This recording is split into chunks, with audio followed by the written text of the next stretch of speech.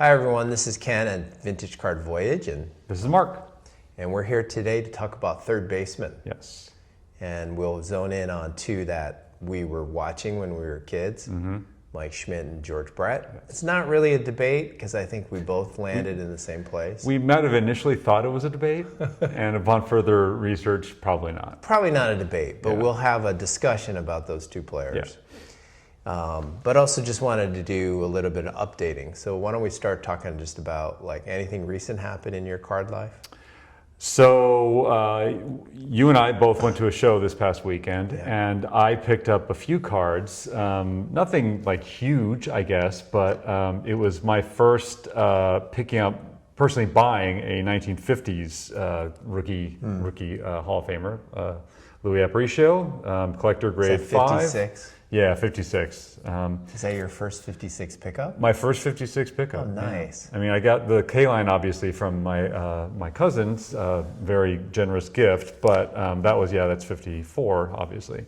So yeah, that was cool. And then I just happened from another dealer. I just happened to see this Isaiah Thomas 87 Fleer. I was like, I don't have any graded Thomases. It's not his rookie, but I just thought it'd be kind of a cool pickup. And then just because I had to pick up a Justin Verlander rookie, it was pretty cheap, and so I'm like, why not? Yeah. And then I have a thing about Spencer Torkelson ever since he started with the Tigers. I was like, this is a guy, he could be the guy. Yeah. And obviously he hasn't been the guy yet, but I think we should officially say he's our favorite Tiger this year. he's Let's just personally make my it favorite Tiger this year. Yeah. Yeah. Well, I'm happy to jump on that bandwagon. I got a couple Torkelson cards. Yeah, so I mean, I picked that up for $1. I know it's a base card, but it's a Topps Chrome. I'm like, whatever, so. Yeah, that might be worth like $2. Exactly. I'm not going to invest into like an RPA of like his, Right. I'm not doing that. That's not happening. Yeah. So. Yeah. So yeah, no, it was fun. It was good. It was a good show. I enjoyed doing Okay. it. So yeah, got a chance to pick up some things. And I picked up a bunch of stuff, but mostly just as investments. The thing I've been into the most is TTM, through the mail autographs. Right. And I actually have a couple covers. I've sent a couple of Sports Illustrated covers. This is of Eric Dickerson. Very nice. Nice enough to sign, although with the fee. And then this one, which is Roger Craig, he signs for free. So what a great guy. Nice. This as well as a couple cards. So I've been just crazy, like sending stuff in the mail. I think I've sent out maybe 50 now, and have a pretty good completion ratio. Good. But still, it's exciting to come back, look in the mail, and then you're like, Right. oh, who did I get something back from? Right. Exactly. Yeah. And then I know you've been doing more of your newsletter. I Yeah, don't know if you want to talk about that. Yeah, so it's been a weekly thing. DrawnToCards.com is the address, and so yeah, it's a weekly. I used to do weekly drawings, but with the stuff going on in life, I couldn't. I was spending too much time, and just every night I was working on the drawing, it was just stressing me out a little bit. And so I'm like, let's make it every other week. And so this past week's, I had Mike Junkbox Hero do the Q&A, which was a lot of fun, and I got to draw Sandy Koufax for him, which was very neat. I think it was one of my better drawings, so that was fun. I feel like I'm maybe getting a little better and maybe more efficient, but it really honestly depends on the card, because how much is happening in each of the cards, and that one was his face along with his What year him was that pitching. one? 56. Oh, okay. Yeah, so 56 the again. Aparicio, yeah, exactly. Which is his second card? Second year. Yeah. So it was a fun card. Speaking of Mike Junkbox Hero, I also actually wrote an article that for him, a post basically in one of his last week's newsletter, his Junkbox Hero one. So that was fun. He was willing to publish it for me. So that was a lot of fun as well. So yeah, just getting more writing done and stuff, and profiling some 1980 Topps athletes every week, which is a lot of fun too. It's just, talking about how commons aren't really commons, and these are athletes who are elites in their sport, whatever. So it's just fun to kind of go back through history and profile them. So that's cool. Yeah. Yeah. So, a lot of stuff going on with our card life. Yes. I'm hoping to do a deal again in Newark on May 4th, I think. Nice. So we'll be starting to do that. Trying to do like once a month. So, Yeah. I'm unfortunately busy that weekend, so I cannot attend. And I know June 1st, I think, is another one, and I'm busy that weekend. Yeah. So just timing doesn't work out. But yeah, and we're both hoping to get to Sacramento at some point. We'll figure it out. Yeah. So maybe we move on to Mike Schmidt versus George Brett. Yes. The great battle. Yeah. And, you know, like they were great third basemen at the same time, even though Schmidt started a little bit younger. A couple years. You know, I have Schmidt's rookie card here as well as Brett's. And there's the 73 Schmidt. Or as my friend would say, the Ron Say, but actually it's not his rookie, I guess. I think Say's is 72. So. Oh, he has another one. I think so, but I could be wrong about that. Maybe it's John Hilton's rookie Probably card. John Hilton's, yes. I think this card, I've seen enough of this card to know that it's hard to get centered. Yes. Did you recently pick this one I up did. too? I picked it up at the National last year. Okay. Yeah. Anyway, so, I mean, I think Schmidt has a higher WAR. Yes. And 20 points, I think. Was a MVP 3 times. Yes. Brett was only one. One, yeah. A ton of Gold Gloves. Do you even remember? Schmidt had 10. Maybe? Yeah. Brett had one. I think. Yeah. So better defensive player. Yeah. Obviously more power. Yes. But Brett was a better average hitter. Definitely. Right? Like many points higher, I think. Yeah, Schmidt's, I think, was like 260 something or maybe 270, and Brett was like 305 or something like that. Yeah. And the other thing going for Brett was his playoff performance. Yes. And we had talked about this off camera, but I think Brett's OPS is over 1,000. Yeah. And Schmidt's is like 600. And Schmidt actually got a reputation for slumping at the wrong time and maybe not being as clutch a hitter. Yeah. If anybody's seen the George Brett MLB documentary, it's pretty clear he was clutch. It's like like so many times against the Yankees in the playoffs, he hits a home run Late 70s, or a triple or early some key hit. So, you know, I guess the debate is who had the better career would be Schmidt. But if I were to ask you, who would you want for one game playing third base in their prime? Right. That's a tough question. For me, it would be Brett. Yeah. Yeah, and I don't hesitate there just because I saw him so many times come through. Yeah, I mean, I definitely watched him a little more because he was American League than National League, but well, that's not true, actually. I was thinking about it because I was watching the Braves more often, probably because the WTBS. Like, that was what was coming into Hawaii. Like, we didn't get anything else other than, like, a weekly game, maybe. Yeah. So, yeah, I probably saw Schmidt more. Yeah, I mean, it's true. Brett kind of, like, if something's on the line, he's the one who's going to, perform versus Schmidt, who didn't perform quite as well. I mean, they obviously are both amazing, talents, whatever. And Brett had he's the only guy I think ever to hit or win a batting title in 3 different decades. I think that's him. And I think he won 3 titles. Obviously, Schmidt never did. Schmidt won a lot of home run titles. Yeah, he had I think I was looking at it. He had 13 out of 14 years where he hit more than 30 home runs. Wow. Which is pretty impressive. The one year he had 21 for some reason, he slumped. I don't know what happened, but yes, yeah. So both great players. Yes. I think Brett finished maybe 5th overall on WAR amongst third basemen. I don't know. It was 88 was his WAR. I think. I don't know. Probably under Brooks Robinson, I'm guessing, and Schmidt, obviously. Yeah, and we can. So I'm just pulling it up here, so we can both see it. Yeah. Schmidt's first with 106.9 with WAR. Brett is 5th at 88.6. Yeah. I was surprised Beltre was that high. Yeah. I looked it up. Brett's defensive WAR was Schmidt's was 18 points, I think, for defensive WAR. And Brett's was 2 or something, or maybe even negative. I could be wrong with that. But that almost eats up the whole That's exactly gap. the difference. That's the gap. Yes. Yeah. So, I guess it really depends on what you want. And again, there's no disputing Schmidt was a better defensive player. Right. But again, I think I would rather have Brett. And I preferred him as a player. I know Schmidt was ornery with the press. They had a difficult relationship. He's smoothed that over now, and they love him in Philadelphia. But Brett was fury and just like hustled so hard. And I loved his batting stance and that whole Charlie Lau thing where he'd do the looping thing over his head. It was just kind of colorful player. So. But you know, if we keep talking about third baseman, you can see like the first 12 of the first 13 top WAR third basemen are all in the Hall of Fame. Yeah. The exception is Craig Nettles. So I'm sure Craig Nettles fans out there are like, he should be in the Hall of Fame.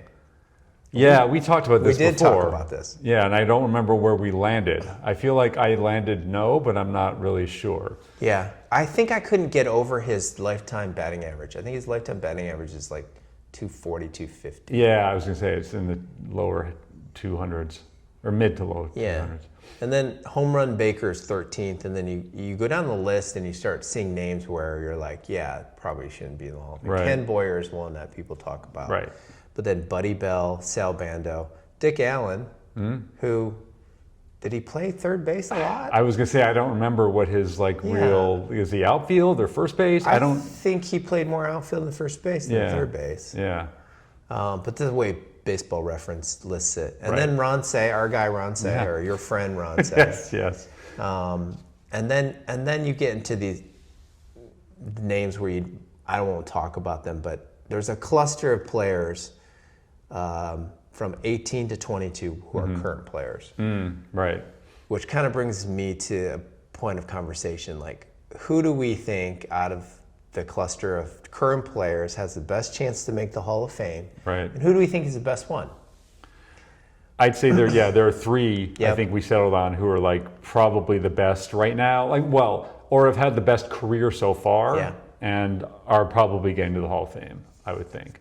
And I think those are Nolan Arenado, Jose Ramirez, and Manny Machado. Yeah. I feel like Arenado is kind of on the downslope of his career at this point. Probably. That is factually true, Mark.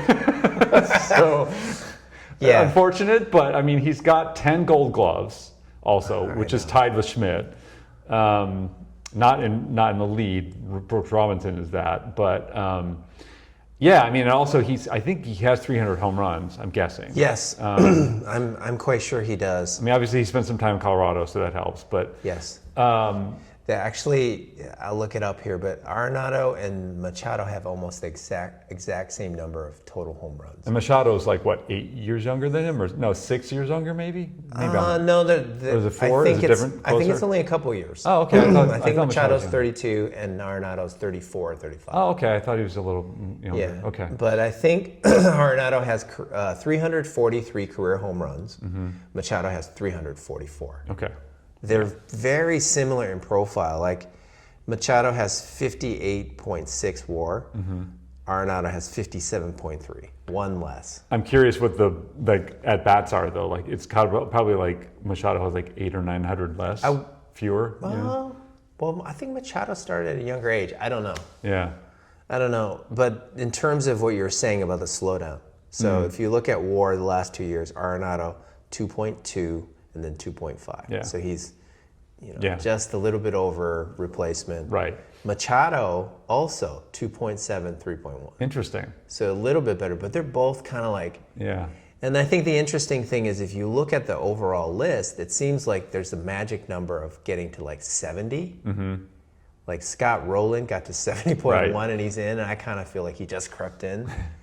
So they're both not in the Hall, if you ask me right now. Like they still have work to do. I think they'll get there. Right. But at high 50s at their rate, it might take them 5 years. Yeah, I feel like, so I know I've talked about this before about Chris Sewell and his discussion about he had talked about WAR at 70 being like kind of the thing where it tips you over into the Hall of Fame most likely. And I know he had talked, I think at some point about 2 years ago, I think he was talking about Arenado and basically like he's in. I think he had said like he's in based on his trajectory. And that obviously has kind of dipped off a little bit in that last couple of years. I wonder if there's something about St. Louis that's not good for him. Like Maybe. his career seems to have tailed off. I mean, maybe he gets benefit being in Colorado, although I would imagine that like it doesn't matter. His defense anywhere is going to be good, so it doesn't really matter. Right. But he's been in a lot of trade talk, so I could see him making it to a third team, and then maybe gets revived a bit, especially if they're in a pennant run. Kind of like a Paul Goldschmidt this year at the Yankees sort of situation. Something like that. Oh, maybe the Yankees will get him. I don't know. It's the Yankees. It's what they do. So. I mean, even the career OPS for the two is similar. Machado's is 826. Arenado's 856. Interesting. And then where's Ramirez in this whole discussion? So I saved him for last because Okay. he's my favorite of the three. And probably the least like promoted of the three, I would Yes. say. Yes, I actually, because my son likes him, I went out and got 2 rookie cards because I was like, I really like him. And I've seen him play a few times too. He always hits home runs when I go watch. Thank you, Jose. Yeah. So his WAR is 52.2, Okay. which is only 5 or 6 below those other. And he's like 30, right? Or He's actually 32 as well. Oh, he's 32 as well? So Okay. Machado and him are like similar age. Okay. But look at his WAR his last 2 years, 4.9 and 6.8. yeah. He had the 40, almost 40-40 last year, Yeah. right? So if you think about his trajectory, he probably will lap them at some point if he stays here. Right. I also like it because Cleveland has been competitive every year. Yeah. They seem to be in the run every year. Partially because of him, I imagine. So. Yeah, he's their best hitter, most Yeah. valuable player. Like that's third or fourth, and his career OPS is 856 as well. Okay, right around the same. Same as Arenado, higher than Machado. Interesting. But it feels like he's kind of like on the upswing somehow at this stage. Last in few his career. years, definitely. So he'd be my guy who I would think is the best third baseman, has the best chance to make the Hall of Fame. Yeah, it's interesting. Like I seem to remember Bill James when he initially, like when I was reading his abstracts back in the '80s, he talked about like the years of 27 to 32, or like those. That's the age when like they perform the best, typically. Yeah. So and then after it starts to tail down, Starts to tail down. unless they take performance enhancing. Right. I did take a peek at the postseason OPS.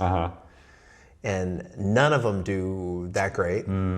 Manny's is 684, Jose is 686, but Arenado's is 385. Yeesh. So I think he's had fewer games. Okay, but still, Rockies, I don't know how many times, maybe one right, time. once or twice, yeah. So none of them have a famous moment in the postseason. Yeah, I can't think of. I mean, Ramirez might have last year a little bit. I don't remember though. Yeah, yeah. And then so those are the three. There's Bregman. Bregman has 41 WAR. Chapman has 39.1. I don't know if there's anybody else that had Anthony Rendon at 34. Yeah. I think that's going to stay at 34. Probably, yeah. In fact, it might go backwards, right? You can have negative WAR, so. Yeah. But we talked about this a little briefly off camera, and I can't think of a current young and up and coming rising third baseman that is jumps getting, out at you. Yeah. Whatever. Yeah, I mean, I mentioned Austin Riley like as a possible, but I don't know if he's considered like up and coming necessarily or like a big deal from a third baseman perspective. So yeah, other than that, I don't know. I have a feeling that part of the reason for this is like all the great prospects seem to be a shortstop now. And I wonder if there are a lot of prospect shortstops that are just starting out at shortstop who will be moved over to third base, and that's where we'll have this pool of great players. And wasn't like Cal Ripken started as the third baseman, I believe, and then moved over to shortstop? Shortstop, yes. Yeah. That's unusual. Especially for the guy at that size. Yeah. Move over to the short. Right. Anyways, there's probably some shortstops out there that'll move over to third base at some point. Right. Maybe it's somebody like a Bobby Witt. C.J. Abrams could, because he's not good defensively as a shortstop, so maybe he'll be better at third base. But we'll see. And then there's Devers, who got moved from third base to DH to allow for Bregman to come in. Yeah. Although his offense has just gone into the floor. Tank. He's not a very good hitting DH. No. So they might want to try him back at third base. Yeah, it's unfortunate. He's set records for strikeouts in the first few games or whatever. So yes. Yeah. Anyways, anything else about third baseman currently or in the I'm past? trying to think. Yeah, like I can't think of any right now. Like who? I was looking at Torkelson because I thought like maybe he had started as a third baseman, but I don't. It says first baseman on his rookie card, so maybe he was initially supposed to be a first baseman. Do you have a favorite third baseman of all time? Can you think of one? I mean, Brooks Robinson was an amazing third baseman as Yes. far as like fielding Yeah. for sure. Otherwise, I can't think of anyone else. I mean, Schmidt and Brett were the guys when I was growing up, so that's who I think about. Really. I'm surprised. I thought you were going to say Tommy Brookins. No. Wasn't he the third baseman? I mean, of probably, the World Series '84 team. Yeah, I think he was. So. My friend Billy really liked Tommy Brookins, and I was always like, I don't know why you love him so much. For the Tigers, it was kind of like it was all up the middle. It was Yes. like Parrish, Trammell, Whitaker, and then Chet Lemon. Yeah. Like those were the guys in a way. But I mean, I liked Gibson more than Lemon, but yeah, that was for the Tigers. It was like up the middle. That was what it was. Right. So. I think Brookins probably batted 8th or 9th or something like that. And then Darrell Evans was probably first base or something. So. Darrell Evans was huge the year they won the World Series. Yeah. So. But my favorite third baseman officially is Ryan Zimmerman. Yeah. Because he was such a steady, great. He ended up playing first base in the World Series they won, but he was a great third baseman too. Yeah. Started his career as shortstop as well. Interesting. I did not know that. Yeah, he played, I think his rookie year, he played a few games at shortstop and then quickly moonward. Not a lot of range, but had a great arm and yeah, great third baseman. Nice. Yeah. So do we want to do the trivia now? Sure. You want me to go first or Sure. you want to go first? Okay, so here's my trivia question for you. What great Dodger player, we'll just say this, what great Dodger first baseman got his start at third base? Is it Steve Garvey? It is Steve Garvey. I knew you'd get it. He actually, in 1970, he played a few games with the Dodgers and he was a third baseman. I believe when he hit his first home run, he was at third base. Yeah. Interesting. Okay. And I think there's a card of him out there that's a first base dash third base. You know how they put it on the card? Right. And I remember always, as a kid, going, wait a minute, he's first base. Why would they put a dash Right. third base? Interesting. Yeah. Okay. Yeah. Okay. So mine might be a little more challenging, possibly. We'll see.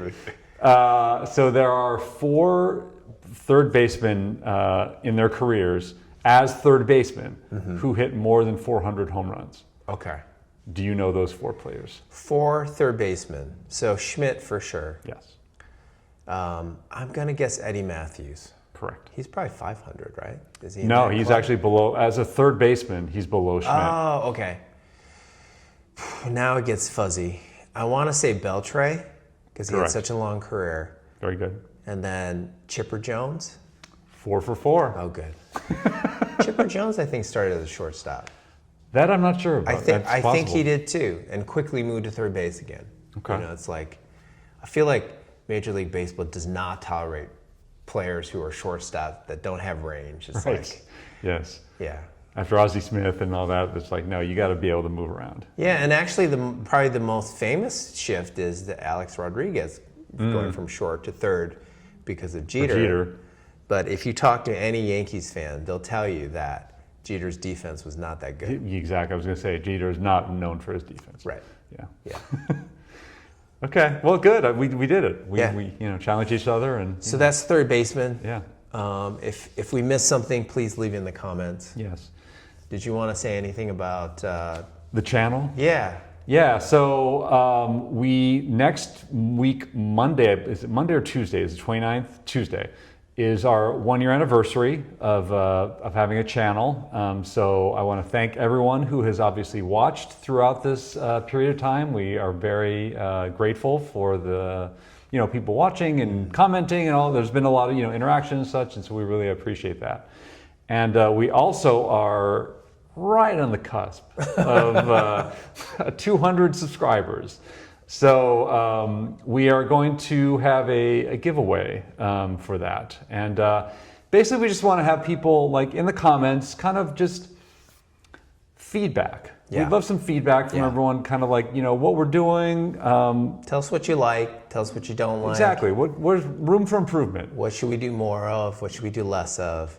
And if you leave a comment, we'll pick somebody from the commenters for the prize. The giveaway, yes. To be determined. We think we know what we want to give away, but maybe we'll decide, something else. But anyway, so just leave some comments and let us know what you're doing, what you're thinking about as far as our channel goes. But again, just gratitude to everyone for continuing to watch, and it's really fun being part of the community, honestly. So thank you. Yeah, thanks everyone.